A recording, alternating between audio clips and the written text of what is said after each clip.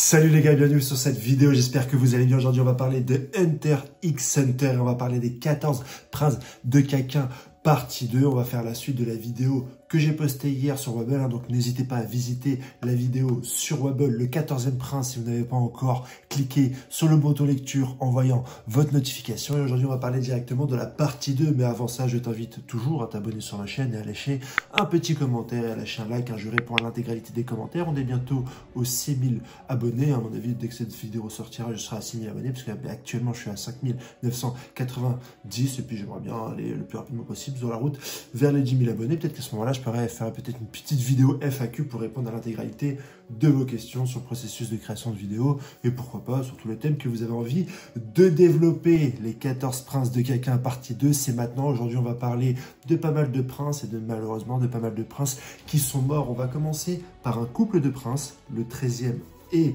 le 12e prince, qui ont la même mère, Sevenchi, et qui ont des destins un petit peu liés. Je parle bien sûr de Mariamu et de Momose. Mariamu et Momose qui sont, comme je vous l'ai dit déjà dans la vidéo d'hier, infiltrés par deux gardes du corps qui sont des amis proches de Kurapika, parce que Enzo va s'occuper de Momose et Biscuit va s'occuper de Mariamu. Ils vont directement prendre le livre chez ces gardes du corps là et ils vont donner pas mal d'informations à Kurapika. Ce sont deux princes qui vont être bien sûr protégés par une bête de naine, bête de naine qu'on va voir physiquement. On va commencer par le prince Momose qui est une bête de naine qui ressemble un peu à une souris géante. Et petite théorie, j'en ai parlé hier directement dans un commentaire avec une des personnes qui avait regardé ma vidéo sur Wobble, je pense que l'attaque de bête de naine qui a subi directement Kurapika est une attaque de la bête de naine de Momose. Ça ressemble un petit peu physiquement à la bête de naine de Momose, mais également à la bête de naine de Taizong, mais je développerai un peu plus tard quand je parlerai de Taizong. On ne connaît pas vraiment le pouvoir de cette bête de naine là, mis à part qu'elle est capable peut-être de traverser les murs et d'attaquer un petit peu les gardes du corps de Kurapika. C'est une bête de naine qui a posé un certain nombre de questions à garde du corps, et quand le garde du corps a cédé, la bête de naine a pris possession du garde du corps et a tué l'intégralité de ses camarades, laissant un petit peu l'équipe de Wobble sur le carreau. Heureusement Kurapika est arrivé à ce moment-là pour redresser un petit peu la situation. En ce qui concerne Mayu, sa bête de naine est un crocodile géant qui grossit par rapport au stress. Ça va être très lié au sort de sa sœur, parce que je vais revenir un petit peu après, mais sa sœur va passer un sale quart d'heure. Et en fait, au début, quand on voit directement cette bête de naine-là, on voit qu'elle grossit, et on voit qu'elle différencie pas trop en fait les alliés et les ennemis, puisque quand Enzo, qui est chargé pourtant de la protection du 13e prince, s'approche de la bête de naine, celle-ci grossit et devient directement agressive. C'est peut-être lié un petit peu au stress de ce prince-là. Ce sont deux princes qui ont la même mère, c'était la 7e reine, Sevenchi, mais elle a quand même une certaine préférence pour Mariamu, alors qu'il est plus jeune. C'est très certainement parce qu'il a un garçon et qu'elle pense qu'il a plus de chances d'aller sur le trône, mais Momose ne se dégonfle pas du tout. Malgré la préférence de sa mère pour un autre prince, elle dit ok d'accord, moi je suis fait de toute façon pour être roi de quelqu'un, j'ai pas besoin de la protection de ma mère, j'ai pas besoin d'avoir ce genre de stress là, je sais quelle est ma destinée, elle est hyper sûre d'elle. Momose, malheureusement elle va mourir très vite, elle va être étouffée directement par un garde. Pour information, c'est un garde de la mère du 8e prince Salé, c'est elle directement qui a potentiellement commandité ce meurtre-là, mais on apprend très vite en fait que les gardes du corps veulent utiliser un petit peu la guerre de succession pour pouvoir perpétuer des meurtres et pour pouvoir monter l'échelle sociale. Donc il y a deux règles pour ça, il faut faire un meurtre parfait pour ne pas se faire attraper par la justice, mais il faut laisser quand même une empreinte, une signature pour revendiquer ce crime-là. Si jamais vous avez fait un crime qui a permis à un des princes de devenir roi, vous serez très certainement récompensé et vous pourrez avoir une meilleure échelle sociale, une ascension sociale si vous avez réussi à aider le roi pendant la guerre de succession. Donc c'est un petit peu ça aussi qui est assez particulier dans cette guerre de succession là, c'est que les gardes du corps agissent parfois d'eux-mêmes et n'attendent pas directement un ordre direct de prince pour perpétuer des meurtres. Et ce qui est intéressant à savoir dans ce meurtre-là, c'est qu'il a été fait de manière assez spécifique. En fait, ils se sont rendus compte, les gardes royales, que lorsque Momose dormait, sa bête de naine disparaissait. Je vous rappelle que les bêtes de naine sont un petit peu des parasites, et donc qui se nourrissent du naine directement de leur autre, du naine de leur volonté, de leur ambition à vouloir devenir roi. Et donc quand un prince s'endort, la bête de naine disparaît, et c'est là que le prince devient vulnérable, et elle s'est tout bêtement fait étouffer. Enzo va devenir dingue, il ne le supporte pas, il l'a pris à cœur. Lui, c'est un hunter, c'est un professionnel. Donc, comme il a pour mission de surveiller eh ben, la princesse Momosé, il va mal le prendre, il va prendre ses responsabilités et il va directement mener son enquête, retrouver l'assassin et essayer de le tuer. Pour un petit peu venger, malheureusement, ce premier prince de quelqu'un qui est mort malgré le fait que ce soit un garde du corps. C'est un personnage très fier, rappelez-vous l'Examiner, c'est un ninja avant tout. C'est quelqu'un, quand il fait une mission, il aime bien aller directement jusqu'au bout, il le prend mal quand il y a des meurtres. Il va rejoindre ensuite l'équipe de Mariamu qui va complètement être chamboulée par ce meurtre-là. Il y a aussi la princesse Wato qui va être chamboulée parce qu'elle va voir directement le meurtre en direct, parce qu'avec l'aide de Kurapika, elle va prendre un peu possession d'une mouche, elle va pouvoir se promener dans les canalisations, et une fois dans les canalisations, elle va un petit peu visiter les autres princes juste pour prendre des informations, et en allant directement dans la chambre de Momosé, elle va voir le meurtre en direct. Maramayu qui va aussi être un petit peu impacté par cette mort-là, va déclencher un naine à travers sa bête de naine et en fait, il va dédoubler directement sa chambre. Il y a bien sûr une chambre par prince dans l'étage qui est bloqué, hein, c'est un huis clos. Il y a une chambre par prince, il y a donc 14 chambres et une zone very importante personnalité, VIP. Et en fait, le prince Maramayu, il va déclencher un naine, on ne sait pas si ça vient de lui ou si ça vient de sa bête de naine, mais il va séparer sa pièce directement en deux et Enzo ne va pas pouvoir rentrer directement dans cette chambre-là. Il va se dédoubler dans la nuit, donc on va découvrir le naine d'Enzo, il est capable de se dédoubler, et en fait quand il va directement venger la princesse Momosé qui est morte et qui va vouloir retourner, il va se rendre compte un petit peu qu'il ne veut pas retourner dans cette pièce-là. Il va prévenir directement Kurapika, donc Kurapika va avoir cette information et très certainement que ce dédoublement de pièces va avoir un impact très important pour la suite. J'imagine certainement pour se cacher quand il va y avoir un bordel monstre dans cet étage-là et quand les princes vont directement s'entretuer en s'affranchissant un petit peu des règles de sécurité qui pour l'instant contiennent chaque prince dans leur chambre. Et on va se rendre compte, Kurapika, quand il va directement appeler les gardes du corps de Maramayu pour leur expliquer un peu la situation, qui va tomber sur un garde du corps qui ne croit pas du tout au naine. Et c'est une des difficultés supplémentaires sur ce bateau, c'est qu'il y a une grosse confrontation entre des utilisateurs de naine et de personnes qui ne connaissent pas du tout l'utilisation du naine. Certains vont être curieux par rapport à l'apprentissage du naine et vont donc coopérer avec Kurapika pour pouvoir apprendre le naine, et d'autres vont être hyper réfractaires. Bien sûr, le naine, c'est pas quelque chose que tu vois, c'est une énergie spirituelle, et ils vont dire à Kurapika, non mais tu racontes n'importe quoi, tu veux m'apprendre le naine, c'est certainement un piège pour me tuer, c'est certainement un piège pour pouvoir m'éliminer et directement aller tuer mon prince, donc c'est hors de question, je te crois pas. Et malgré les arguments de Kurapika, le chef des gardes de Maramayu ne veut rien savoir. Ils vont devoir le convaincre à plusieurs. Il y a Biscuit, il y a Enzo, ils vont devoir lui montrer la transformation de Biscuit pour le convaincre. Ils vont donc tester un petit peu ces différentes pièces. Dans une pièce, il y a le prince Momosé et l'intégralité des gardes, et dans l'autre pièce, il y a uniquement sa bête de naine. Et cette autre pièce, c'est donc le double de Enzo. Enzo, il a un naine assez particulier où il peut se dédoubler, faire un double astral, et c'est le double astral, donc pendant qu'Enzo est endormi, son double astral va directement manger Momosé, et quand il va revenir dans la pièce, il va se rendre compte qu'il n'y a plus personne. Donc il y a moyen d'aller dans cette deuxième pièce, qui est un petit peu une pièce d'espace-temps, une pièce hors du temps, et comme je vous l'ai dit dans ma précédente vidéo, ce sont des choses qui vont sûrement être nécessaires au développement de l'histoire par la suite. Il y a beaucoup de naines qui permettent de faire ou des chemins dans un monde parallèle, ou des pièces dans un monde parallèle, capables un petit peu de protéger peut-être les personnages ou de les faire sortir hypothétiquement du Black Hole, mais ça on va en parler un peu plus tard. On en est un petit peu là sur l'intrigue sur ces deux princes, donc Momosé, premier prince mort.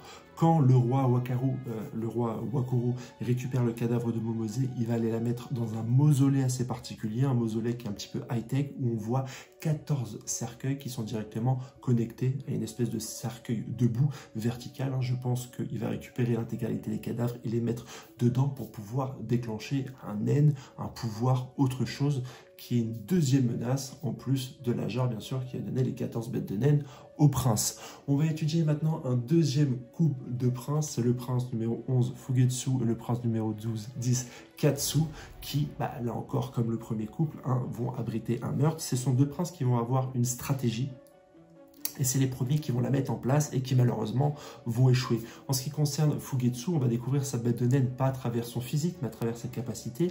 Elle a la capacité de créer un tunnel spatio-temporel qui permet un petit peu à Fugetsu de voyager d'un endroit A à un endroit B. Et on ne connaît pas trop les conditions de ce thème-là, mis à part qu'il peut déclencher un seul trajet par jour, aller et retour. Il l'utilise inconsciemment pour aller directement rencontrer sa sœur Kacho. Et on sait aussi également qu'il ne peut pas choisir spécifiquement où il va atterrir, même si inconsciemment, il a choisi la chambre de sa sœur. Pour ce qui est de Kacho, elle, on n'a pas du tout vu sa bête de naine, mais en fait, elle va nous être dévoilée un peu plus tard.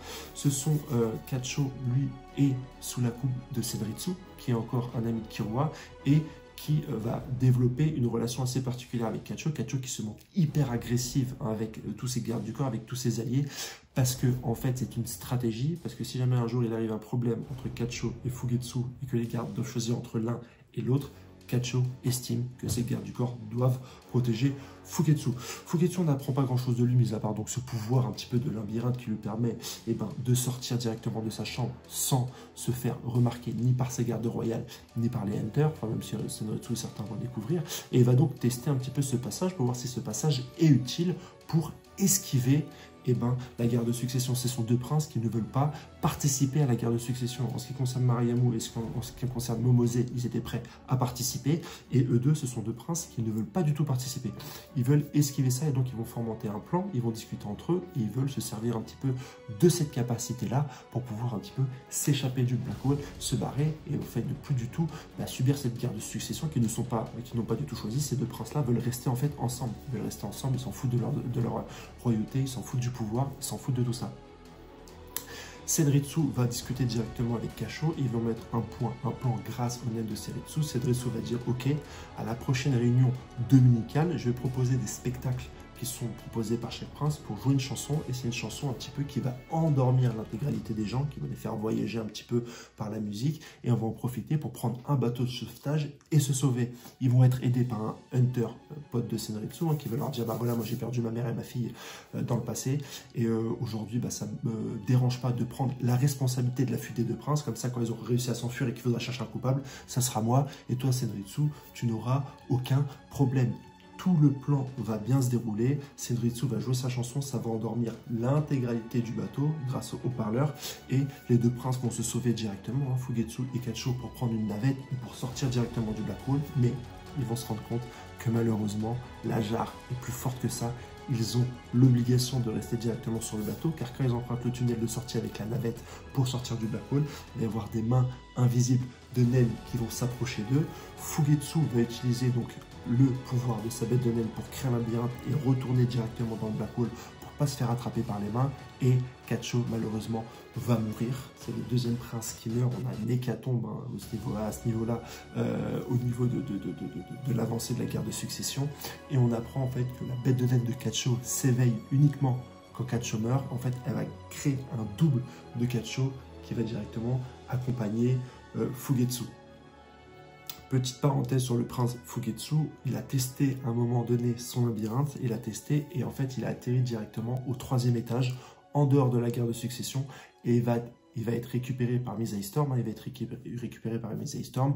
C'est une affaire qui va un peu être étouffée, mais il va être un petit peu sous surveillance à ce moment-là, Fugetsu, parce que en fait certains vont commencer à savoir qu'il a un naine qui lui permet un petit peu de voyager d'une pièce à une autre. Ce serait plutôt un naine défensif, que c'est pas une bête de naine offensif, et donc il pourrait devenir la cible privilégiée des autres princes s'ils savent qu'ils n'ont rien à perdre à attaquer directement ce prince-là. Donc on apprend énormément de choses à travers ces deux princes, on apprend énormément de choses à propos des pouvoirs de bête de naine, mais on apprend également plusieurs choses concernant en fait les princes de Kekin et le fait qu'ils soient obligés de rester dans le Black Hole et obligés de participer à la guerre de succession.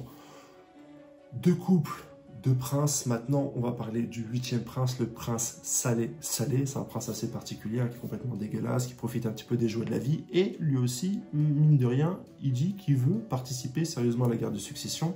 Sa mère a l'air beaucoup plus investie que lui, parce qu'elle lui dit, hey mec, Salé, il faudra vraiment que tu te bouges le cul, il faut que tu participes à cette guerre de succession, et pourquoi pas que tu gagnes. Et Salé dit, non, t'inquiète pas, moi je vais gérer, etc. C'est sa mère qui a commandité le meurtre de Momose. Rappelez-vous, je vous ai parlé de Momose en début de vidéo. Et lui, il est tout pépère. Et en fait, il croit énormément en sa bête de naine. Sa bête de naine, c'est un petit peu une boule avec des bouches qui libèrent du gaz. Et plus tu restes à côté du prince Salé, plus tu es convaincu par ce qu'il dit et plus tu l'écoutes. Comme il est avec pas mal de prostituées, ça va d'abord être les prostituées qui vont être subjuguées par le prince à cause de ce naine-là. Puis au fur et à mesure, les gardes du corps vont être aussi subjugués, vont trouver des qualités à ce prince qui est complètement dégueulasse. Il boit, il fait la fête, il baise avec des meufs à outrance. c'est vraiment pas quelqu'un de sérieux, mais grâce à cette bête de données-là qui agit comme un virus et qui diffuse, les gens commencent à l'apprécier. Et si tu l'apprécies à un certain niveau, tu as une bête de naine toi aussi qui commence à pousser, et toi aussi tu peux contaminer d'autres personnes. Donc c'est un naine qui peut être très viral, qui est très lent, mais qui est très viral, et donc s'il n'y a aucune contre-attaque, et ben directement il peut convaincre toutes les personnes du Black Hole du bien fondé de sa position, de ses arguments, et bien sûr du fait qu'il doit être prince. C'est sans compter Benjamin, qui envoie, suite au meurtre de la suite de Kurapika, des milices, des membres de la milice qui lui sont subordonnés et qui lui sont fidèles chez chaque prince pour les protéger. En plus, ils ont le droit de légitime défense, hein. Donc s'ils attaquent quelqu'un, ils ont le droit de dire « Ah non, non, mais c'était une contre-attaque, on m'a attaqué », et les mecs, ils risquent rien du tout, hein. Et ce garde-là, de Benjamin, a un naine très spécial. J'en parlerai plus spécifiquement sur la vidéo sur Benjamin. Ça va être une vidéo au top, et je vais parler de la capacité de chacun de ces gardes. Ils ont vraiment des naines spectaculaires. Mais lui, en fait, il a un naine qui est assez cool.